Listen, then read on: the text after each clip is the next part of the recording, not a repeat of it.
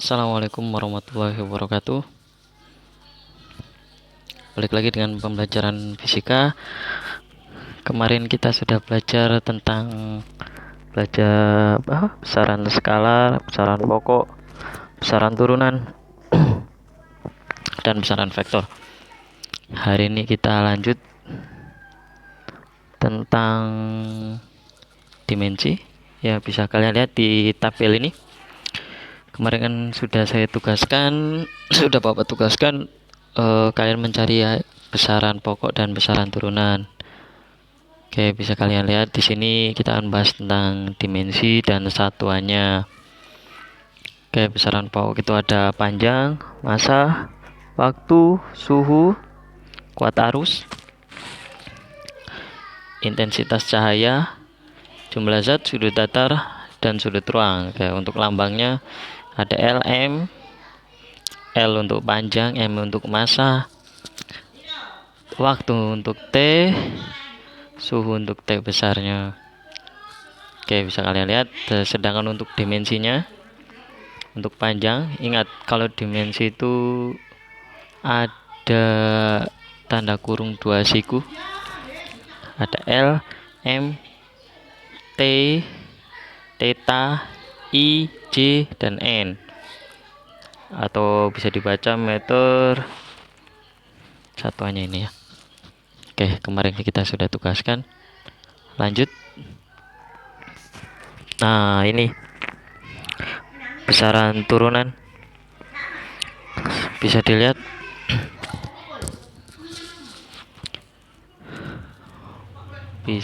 di sini.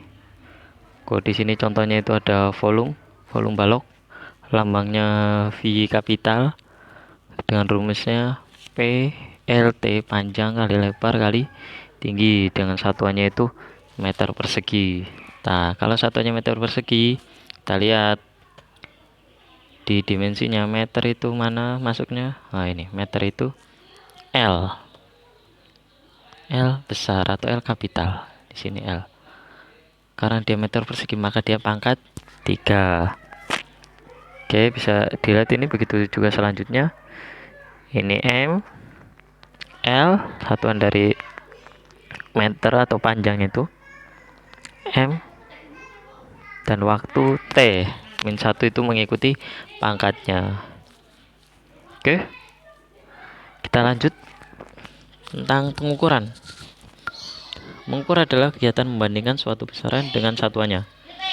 Sedangkan satuan adalah suatu besaran dengan nilai tertentu yang dijadikan sebagai pembanding dalam pengukuran. Alat yang digunakan untuk mengukur disebut alat ukur. Masing-masing alat ukur memiliki telitian yang berbeda. Hasil pengukuran dinyatakan dengan nilai pasti signifikan plus minus nilai taksiran atau nilai ketidakpastian. Besar ketidakpastian biasanya ditentukan dengan setengah skala terkecil alat ukur. Ketidakpastian tersebut bersumber dari alat ukur, proses pengamatan lingkungan, dan lain-lain. Sebelum kita tentang hasil pengukuran atau besar kepastian, kita belajar dulu alat-alatnya. Oke. Nanti kalau ada beberapa aplikasi tentang jangka sorong dan mikrometer skrup. Nanti kita belajar tentang cara pengukurannya dan cara perhitungannya. Untuk kali ini kita belajar dulu mengenal alat-alat ukur. Di sini ada alat ukur panjang. Alat ukur panjang itu berupa jangka sorong, penggaris, mikrometer skrup. Oke.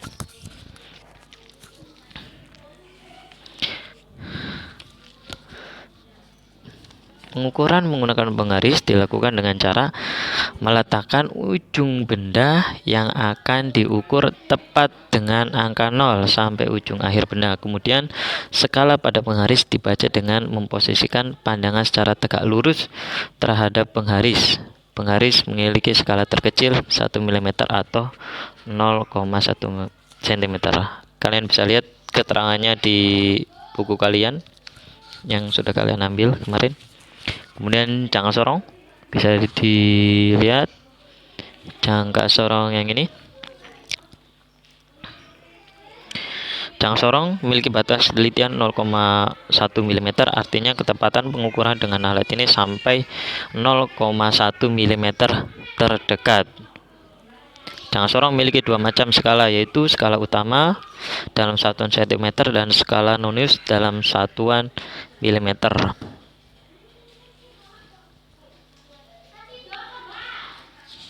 Oke, untuk belajar pengukurannya nanti kita video berikutnya. Kita hanya untuk mengenal alat ukur terlebih dahulu. Oke, lanjut. Ini ada alat ukur panjang tadi. Selanjutnya alat ukur massa. Ingat ya, alat ukur massa, bukan alat ukur berat. Hati-hati. Oke, alat ukur massa. Ada neraca elektronik. Kalau kalian biasa melihatnya itu di ya, pedagang-pedagang biasanya ada neraca begas. Biasanya pedagang yang biasanya digantung pakai tangan biasanya neraca begas. Dan neraca ohos mungkin kalian tidak sering lihat ya, di lab biasanya ada. Kemudian neraca dua lengan. Oke, lanjut. Alat ukur waktu, sudah tidak asing lagi. Ada jam dinding, stopwatch, jam matahari. Oke, lanjut. Ada alat ukur listrik, banyak. Ada ampere meter, voltmeter, ohmmeter. Masing-masing ada kegunaannya masing-masing. Ampere meter untuk mengukur kuat arus, voltmeter untuk mengukur tegangan, dan ohmmeter untuk mengukur hambatan.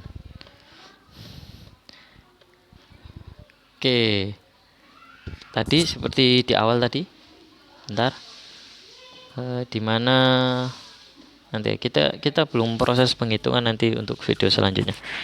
Oke, dimana ketidakpastian tersebut bersumber dari alat ukur, proses pengamatan, dan lingkungan. Oke,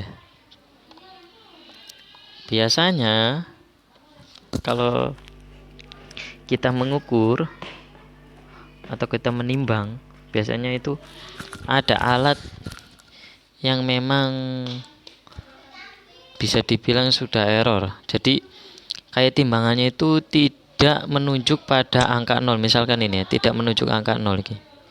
Ini kesalahan dari alat ukurnya.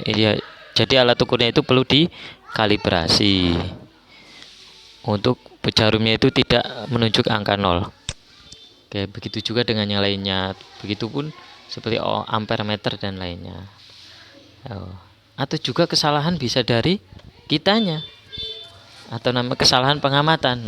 Cara mengukur yang bagus itu seperti yang tadi di awal. Mana tadi? Yang perlu kalian garis bawahi. Mana? Cara mengukurnya tadi. Kok tidak ada? Jadi mengukur itu harus tegak lurus. Ingat, tegak lurus dengan apa yang kita ukur. Misalkan contoh seperti ini. Kita mengukur mengukur begas menggunakan penggaris, panjang begas menggunakan penggaris. Harus mata kita harus lurus, tegak lurus. Oke, ini cara pengamatan atau cara mengambil hasil dari pengukuran dengan tepat.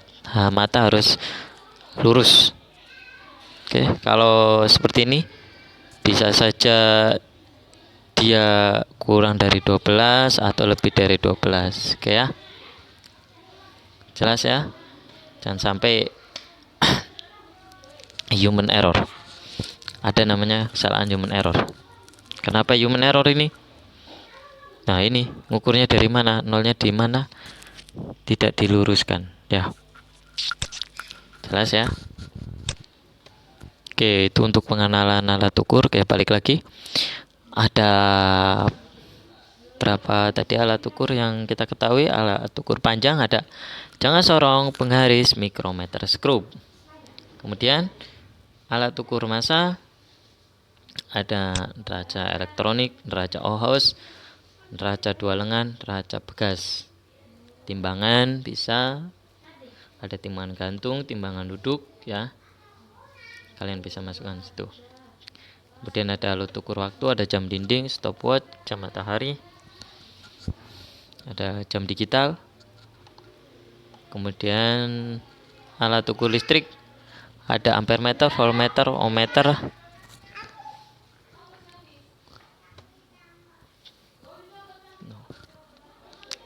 Apabila kita menemukan atau kita sedang melakukan pengukuran atau penimbangan hasil massa dari suatu benda, perhatikan dulu apakah alat tersebut itu jarumnya itu menunjukkan angka 0 seperti ini.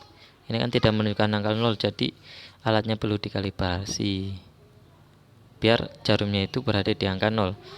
Jangan sampai kita menimbang tapi jarumnya itu sebelum ditimbang malah jarumnya itu tidak menunjukkan angka 0.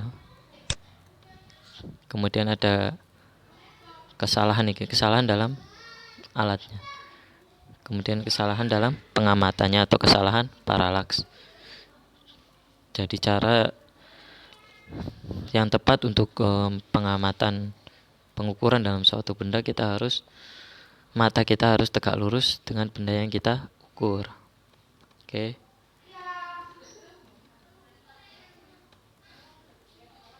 Oke, kesalahan pengguna itu kesalahan human error. Oke.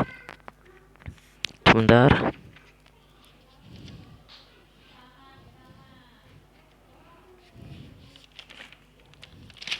Oke, lanjut. Tentang angka penting. Oke, tentang angka penting. Lanjutnya tentang angka penting. Tentang angka penting. Angka penting adalah bilangan yang diperoleh dari hasil pengukuran yang terdiri dari angka-angka penting yang sudah pasti terbaca pada alat ukur dan satu angka terakhir yang ditafsir atau diragukan. Sedangkan angka eksak atau pasti adalah angka yang sudah pasti, tidak diragukan lagi nilainya, yang diperoleh dari kegiatan membilang atau menghitung. Oke, ada beberapa ketentuan atau aturan angka penting. Oke, ini sudah ada contoh dan aturan. Yang pertama, semua angka yang bukan 0 merupakan angka penting. Contoh, 6,89 mililiter memiliki 3 angka penting, 6, 8, dan 9. Kemudian 78,99 meter memiliki 4 angka penting, 1, 2, 3, 4. Kemudian 7000,2003 dia memiliki 9 angka penting. Oke, bisa dicatat ya, karena di buku kalian sebentar cek, sepertinya tidak ada di buku kalian, sepertinya tidak ada. Oke, yang kedua, semua angka 0 yang terletak di antara bukan 0 merupakan angka penting. Ingat, semua angka 0 yang terletak di antara bukan 0. Nah, ini. Jadi 0-nya itu diapit oleh angka yang bukan 0. Contohnya 1208 meter. Nah, dia memiliki 4 angka penting, 1, 2, 3, 4. Jadi 0-nya tetap dihitung sebagai angka penting.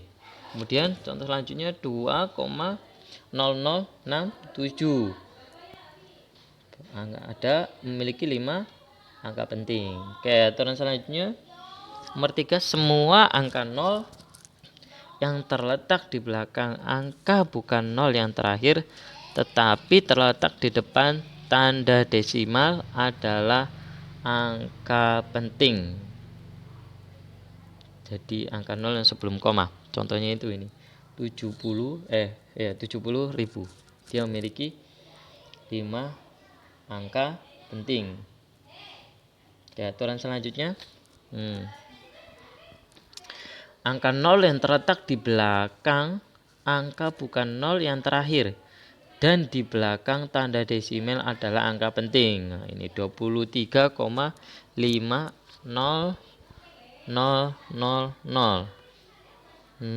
Kita hitung 1, 2, 3, 4, 5, 6, 7. Ada 7 angka penting.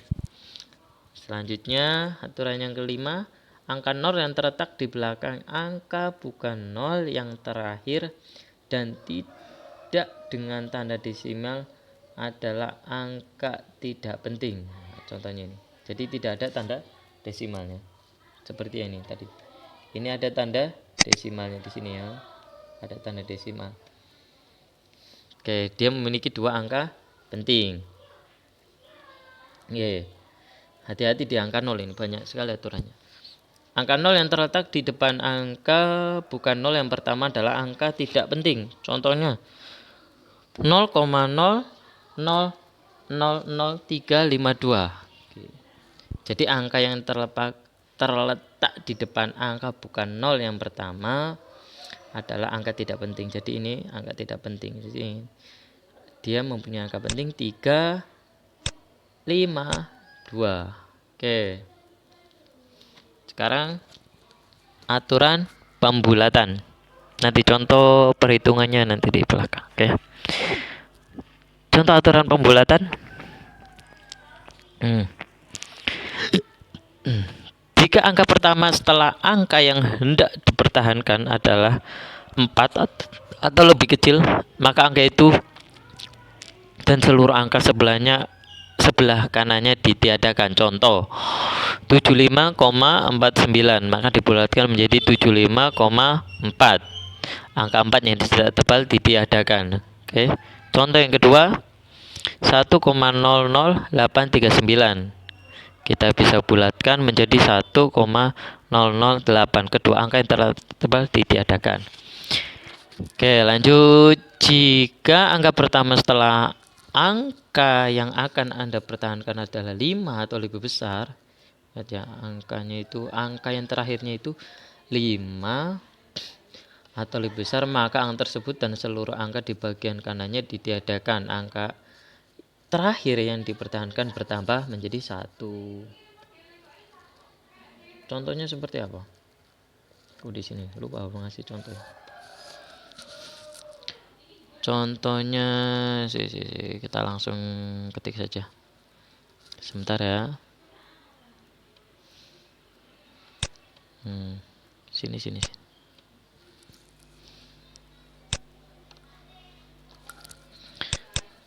Misalkan 25,56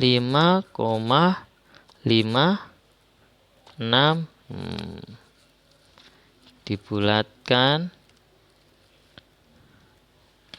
tandanya pakai apa ini? Dibulatkan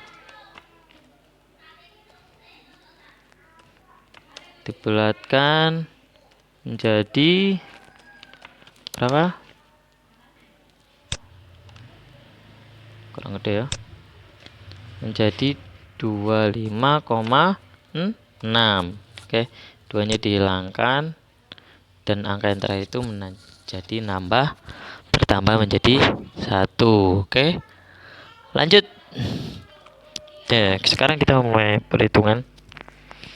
Ada aturan penjumlahan dan pengurangan dalam angka penting. Oke. Apabila Anda melakukan operasi penjumlahan atau pengurangan, maka hasilnya hanya boleh mengandung 1 angka taksiran. Perlu Anda catat, angka tafsiran adalah angka terakhir dari suatu angka penting. Contoh. Oke, di sini penjumlahan. Jumlahkan 273,219 gram, 15,5 gram, dan 8,43 gram. Jumlahkan seperti biasa ya. Oke, silakan jumlahkan dulu. Itu hasilnya sudah ada, cuman kita coba. Oke, sambil menunggu, sambil dicek dulu.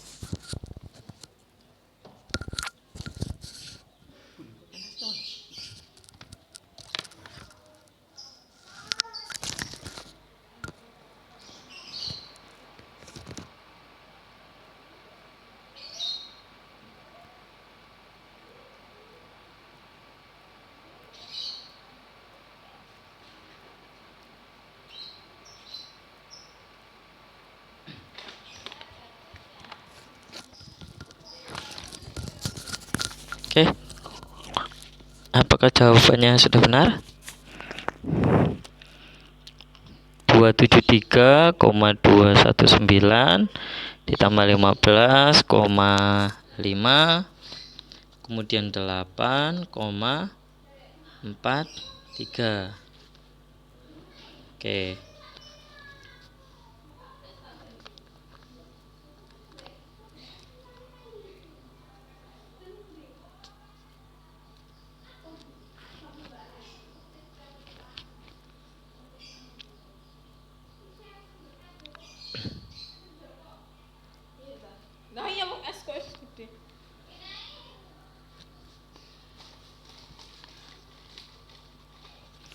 Oke, sudah dapat hasilnya?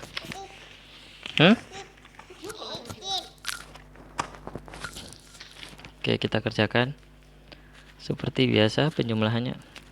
Belum sempat diketik tadi, belum bisa. Oke ya, pengerjaan seperti biasa, penjumlahan seperti biasa. 273,219 ditambah ya. Ingat, penambahannya harus lurus. Ini 1, 5 lurus dengan komanya. 5. Nah, ini kurang lurus. Oke. Selanjutnya kurang 8,43. Oke, kita jumlahkan seperti biasa. Ada garis bawah, kita tambah positif. Oke, berapa? Sisi ini kurang lebar. Jumlahnya itu 297,149. Benar ya? Oke, ingat aturannya yang tadi. Apabila Anda melakukan penjumlahan atau pengurangan, maka hasilnya hanya boleh mengandung satu angka taksiran. Ingat, satu angka taksiran. Oke, angka taksirannya ini. Karena di belakang ini 1 itu 4, maka kita bulatkan menjadi ya ini tadi. Hasilnya berapa? Ini hasilnya ya. Hasilnya ini dibulatkan 4. 4-nya itu ditiadakan kecuali kalau komanya itu 5 atau lebih atas dari 5, maka hasilnya itu menjadi 297,2. Kalau di sininya 4, maka dia 291,1. Oke. Nah, sekarang aturan perkalian dan pembagian.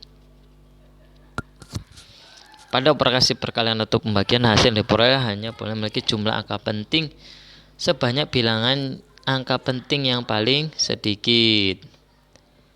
Oke, ini contohnya sudah ada.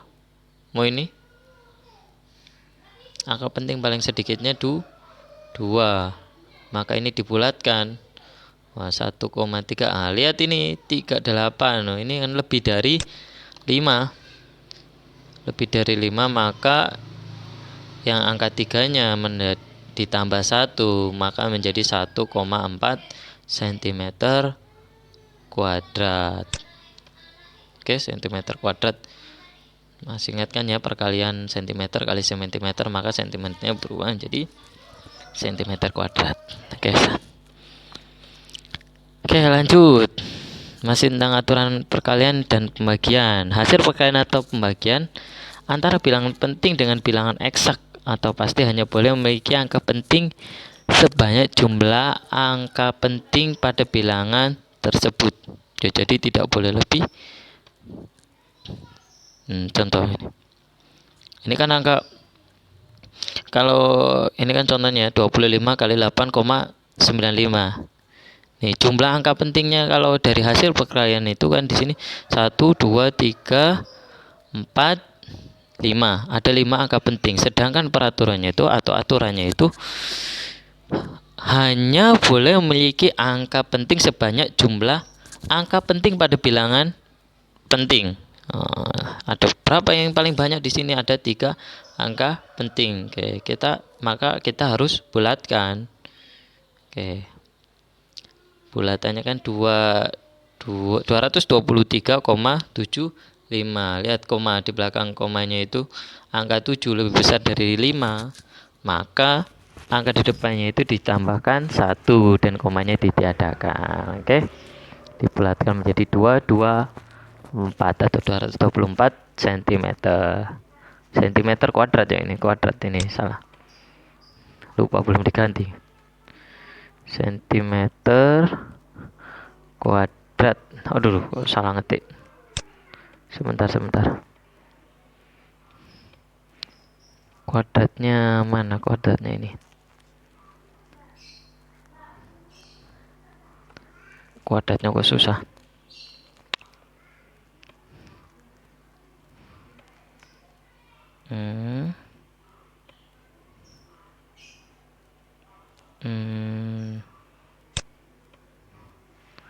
Kok gak bisa diganti?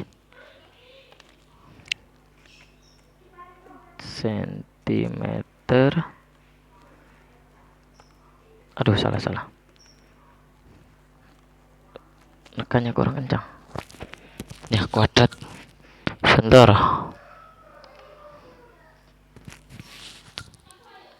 Kuadratnya agak susah, maka kita harus pakai insert saja. Kita pakai insert, gunakan kuadrat. Bentar ya, agak lelet. Sebentar. Kalau nggak kelihatan, nah ini sentimeter kuadrat ya. Oke, kita ulangi lagi, balik lagi ke angka penting. Itu sudah selesai aturan angka pentingnya. Nanti latihan soalnya kita ulangi dulu. Balik lagi untuk flashback. Angka penting. Oke, aturan angka penting ketentuannya semua angka yang bukan 0 merupakan angka penting ya. Ini contohnya, semua angka 0 yang terletak di antara bukan 0 merupakan angka penting. Contohnya udah ada. Semua angka 0 yang terletak di belakang angka bukan 0 yang terakhir tetapi terletak di depan tanda desimal adalah angka penting. Ingat desimalnya ya. Oke, angka 0 yang terletak di belakang angka bukan 0 yang terakhir dan di belakang tanda desimal adalah angka penting. Kemudian angka 0 yang terletak di belakang angka bukan 0 yang terakhir dan tidak dengan tanda desimal adalah angka tidak penting. Kemudian angka 0 yang terletak di depan angka bukan 0 yang pertama adalah angka tidak penting. Ini. Kemudian ada aturan pembulatannya tadi. Jika angka taksirannya kurang dari 5, misalkan ini contohnya, maka angkanya tetap 75,49. Kalau di sininya 5, itu bisa menjadi 75,5. Oke. Jelas ya. Oke. Kemudian tadi ada aturan penjumlahan. Ini aturan penjumlahannya.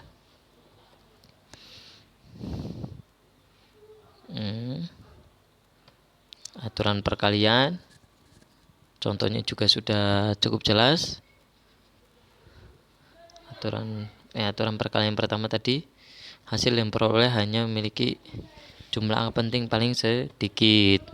Jumlah angka paling sedikit di sini di perkalian itu ada 2,5, ada 2 angka penting. Makanya ini jumlah hasil perkaliannya dibulatkan menjadi 1,4 biar 2 angka penting. Kemudian Yang kedua, hasil perkalian atau pembagian antara bilangan angka penting dan eksak hanya boleh memiliki angka penting sebanyak jumlah angka penting pada bilangan penting. Contohnya sudah jelas. Oke. Sekarang kita tugasnya di buku ya. Cek di buku kalian.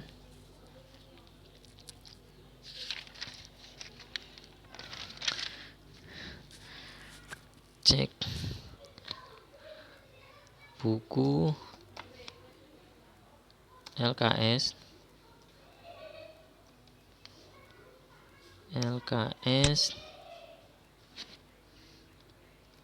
halaman 10. Oke, halaman 10. Soal latihan. Di situ ada soal latihan. Soal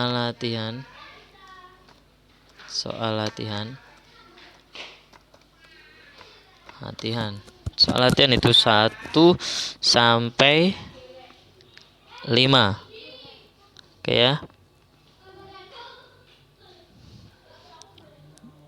Oke, soal halaman 10, soal latihan itu yang paling atas 1 sampai 5 dikumpulkan lewat email. Jangan lupa difoto, ditulis di buku, kemudian difoto, kemudian kumpulkan lewat email. Email Papa ini.